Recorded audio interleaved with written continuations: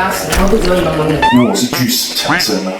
那我教你2个动作，让你排便非常顺畅，随便跟射飞机。第一个动作，脚尖稍微帮我垫起来，好，然后身体往前面倾一点。这时候不能滑手机，你要在心里面默想你要拉屎。我要拉屎哦，主耶稣，我要拉屎。你有感觉吗 No, I have no feeling.？OK，没感觉吗？你可以再稍微轻拍头顶3下。这张脚哎，对，虎口再稍微螺旋按一下。对，怎么样？有感觉吗？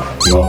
看来你这是长期便秘的先生，那你就要做第2个主动作。第2个动作就可以把手放在他的肚脐上，我顺时针、逆时针都各揉3圈。肚子有点感觉了吗？